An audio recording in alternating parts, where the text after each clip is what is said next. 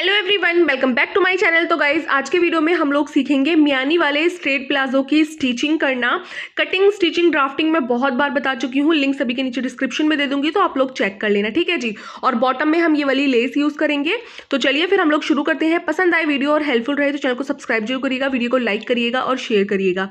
तो जी सबसे पहले हमने क्या करना है, जो इसके बॉटम में लेस लगेगी ना, हम उसको सबसे पहले लगाएंगे। तो देखिए इसको हम इस तरह से ऐसे खोल लेंगे, पार्ट को अलग कर लेंगे और ये वाली लेस जो है वो हम इसमें अटैच करेंगे। तो चलिए इसको अटैच कर लेते हैं सबसे पहले। तो देखिए बॉटम को इस तरह से हमने खोलना है और सीधा हमने इस तरह से ऐसे रखना है और लेस को हमने उल्टी तरफ से इस तरह से ऐसे रखना है। और यहाँ पर करीबन 1/2 इंच का मार्जिन छोड़ते हुए आप इस तरह से ऐसे इस लेस को ऐसे सिलते जाइए। ये देखिए इस तरह से हम इसको लगा देंगे और हम ना जो चोर सिलाई होती है ना, अंडरग्राउंड तरीके से इसको लगाएंगे। तो देखिए इस तरह से हमने पूरे बॉटम पर सिल देना है और जितनी जो लेस एक्स्ट्रा होगी उसको कट कर कर हम हटा देंगे और इसको हमने इस तरह से ऐसे सिल देना है।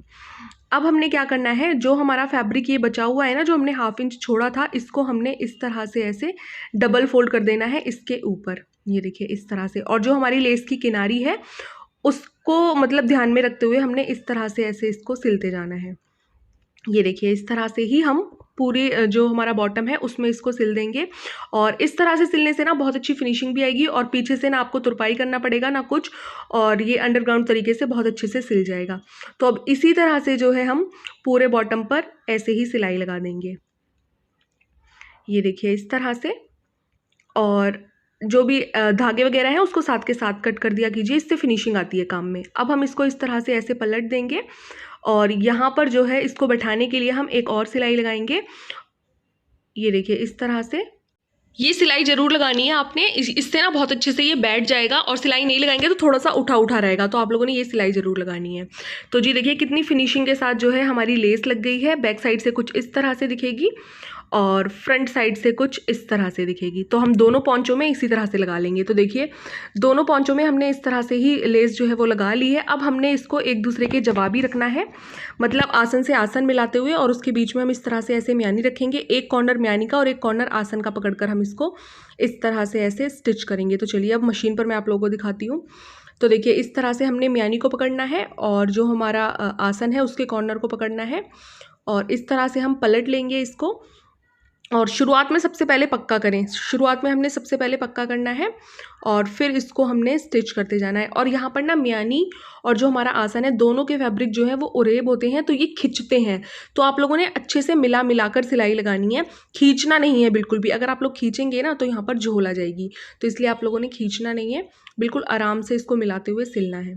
तो देखिए एक साइड से हमारी म्यानी जो है वो जुड़ गई है और जुड़ने के बाद कुछ इस तरह से दिखेगी। अब जो दूसरा पौंचा है, दूसरा पल्ला है, उसके आसन को हमने इस तरह से ऐसे रखना है। ये देखिए इस तरह से, और अब इसको ना हम ऊपर की साइड से सिलेंगे। ये देखिए इस तरह से हमने ऊपर की साइड से इसको इस तरह से ऐसे स्टिच करना है। और म्यानी बहुत ज़रूरी होती है प्लाजो में। अगर आप लोग थोड़े हैवी हैं, आपकी हिप थोड़ी हैवी है, तो ज़रूर से ज़रूर म्यानी लगाया कीजिए। इससे ना हमारा आसन बिल्कुल भी नहीं फटता और ना ही नीचे से जो है उचकता है। हमारा प्लाजो बहुत अच्छे से जो है बनकर तैयार होता है और पहनने में भी बहुत लूज़ रहता है, तो इसलिए म्यानी ज़रूर लगाइएगा। तो देखिए अब हमने म्यानी को खोलकर इस तरह से दूसरे साइड वाले आसन से मिलाते हुए इस तरह से ऐसे सिलते जाना है। बिल्कुल भी वीडियो स्किप नहीं करना, मैं बहुत जो है एक एक स्टेप करके आप लोग को बिल्कुल तरीके से बताऊंगी। और देखिए हम इस तरह से ऐसे इसको सिलते जाएंगे। और अगर आप लोग यहाँ पर खींच देंगे ना फैब्रिक, तो या तो आपकी म्यानी छोटी पड़ जाएगी या आपकी म्यानी एक्स्ट्रा पड़ जाएगी। तो इसलिए आपने खींचना नहीं है, बिल्कुल बराबर से सिलते जाना है। तो देखिए हमारी जो है दोनों साइड से म्यानी जुड़ गई है और जुड़ने के बाद ये कुछ इस तरह से दिखेगी। मैं आप लोगों को दिखा देती हूँ। ये देखिए इस तरह से। अब दूसरे साइड की भी हम इसी तरह से जोड़ लेंगे सेम। तो देखिए अब हमने दोनों साइड की म्यानी जोड़ ली है और ये देखिए आगे से ऐसे दिखेगी और बैक साइड से इस तरह से। अब हमने क्या करना है, जो इसकी बीच वाली सिलाई है बॉटम से हम वो लगाएंगे। ये देखिए इस तरह से हमने इसको पहले एक जैसा कर लेना है, बिल्कुल अच्छे से मिलाकर। और अब नीचे बॉटम से हमने यहाँ से शुरुआत करनी है और सेंटर में एक सिलाई लगा देनी है।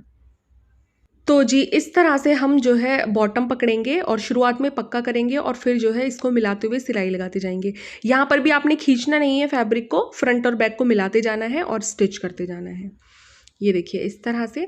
और जब ये सिलते सिलते आप आएंगे तो आपकी म्यानी जो है वो म्यानी से म्यानी बिल्कुल मिलनी चाहिए। जैसा कि आप लोग यहाँ पर भी देख सकते हैं कि जो फ्रंट वाली म्यानी है वो बैक वाली म्यानी से बिल्कुल अच्छे से मिल रही है, सिलाई से सिलाई।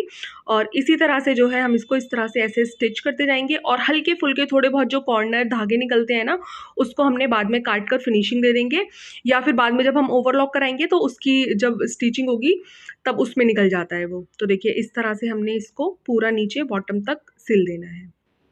ये देखिए दूसरे बॉटम तक हम इसको इसी तरह से ऐसे ही स्टिच कर देंगे सेम। और इसी तरह से बिल्कुल बराबर जो है बॉटम आना चाहिए, एक भी बड़ा छोटा नहीं होना चाहिए। अगर आप लोग खींचेंगे नहीं ना तो बिल्कुल इसी तरह से बैठेगा। तो देखिए अब हमने जो है बीच वाली सिलाई भी लगा ली है। अब इसको ना मैं आप लोगों को सीधा कर दिखाती हूँ कि ये किस तरह से दिख रहा है। तो जी फ्रंट साइड से सीधा कर ये कुछ इस तरह से दिख रहा है। देख सकते हैं आप लोग कितनी फिनिशिंग के साथ जो है हमारी म्यानी बनकर तैयार हुई है लगकर। और नीचे से बॉटम कुछ इस तरह से दिख रहा है। ये देखिए फिनिशिंग बहुत अच्छी आती है अगर इस तरह से सिलते हैं तो।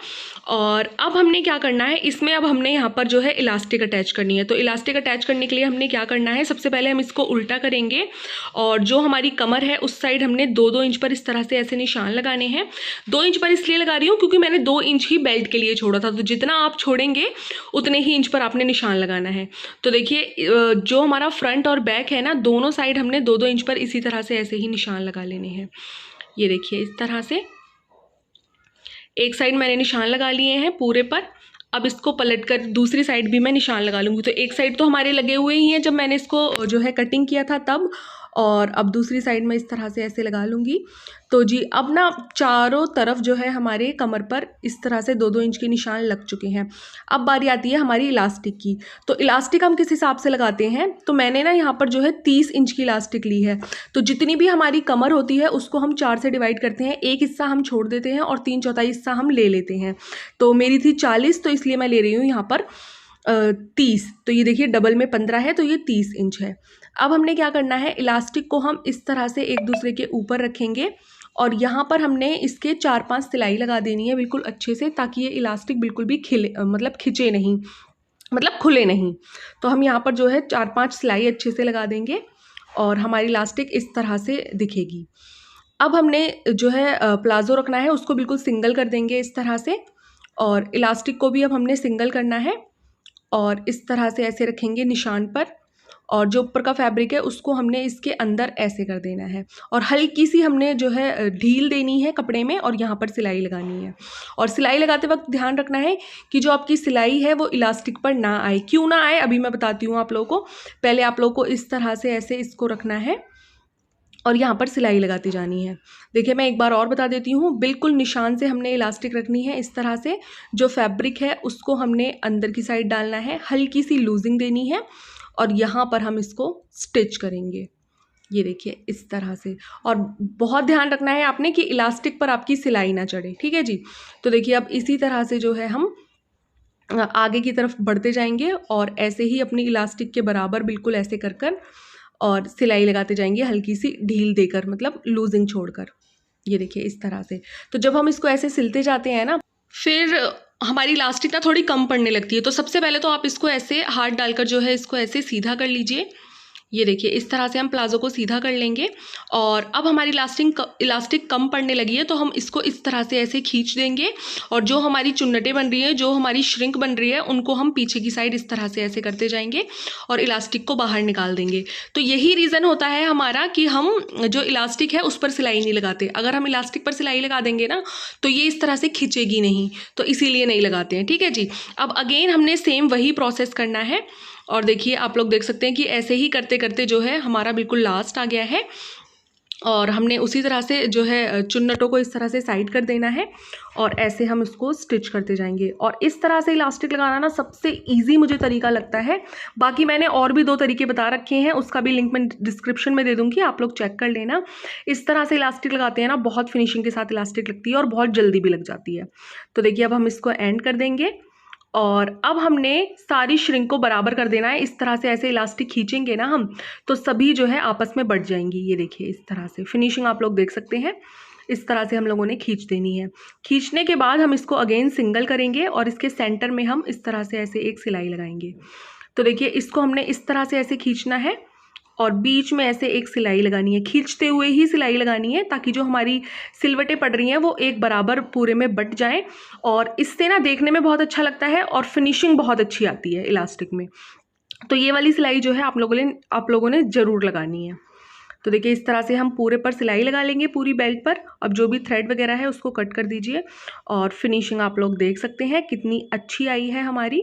और जो हमारा प्लाज़ो है वो जो है बनकर तैयार है। अब चलिए इस पर आयरन कर लेते हैं और पूरा जो है मैं इसका फाइनल लुक आप लोग को दिखाती हूँ। जी ये है हमारे प्लाजो का फाइनल फिनिश लुक, देख सकते हैं आप लोग। अभी इसका जो सूट है वो भी डिजाइन हो गया है और जब मैं मतलब उसकी वीडियो अपलोड करूंगी तब उसकी रील जो होगी वो इंस्टाग्राम पर जाएगी। तो आप लोग मुझे इंस्टाग्राम पर जरूर फॉलो कर लें, वहां पर जो भी ड्रेसेस मैं बनाती हूँ तो उन सभी की जो है रील्स वगैरह और फोटोज वहीं पे पोस्ट होते हैं। तो आप लोग मुझे वहां पर जरूर फॉलो कर लें, तो आप लोगों को जो है इसकी फाइनल लुक पहनकर कैसी लगती है वो आप लोगों को पता चल जाएगी। ठीक है जी। और बाकी आप लोग फिनिशिंग देखें, आप लोग इतनी अच्छी फिनिशिंग आती है ना इस तरीके से सिलो तो बहुत अच्छे से। और म्यानी लगाने से बहुत ज्यादा मतलब लूज रहता है और बिल्कुल भी फटता नहीं है बीच से आसन की साइड से। बाकी आप लोग देख सकते हैं इसकी फिनिशिंग। और आई होप कि आज का जो वीडियो है वो आप लोगों को काफी ज्यादा पसंद आया होगा। पसंद आया हो तो चैनल को सब्सक्राइब जरूर करिएगा, वीडियो को लाइक करिएगा और शेयर करिएगा। तो चलिए फिर मिलते हैं नेक्स्ट वीडियो में, तब तक के लिए अल्लाह हाफिज।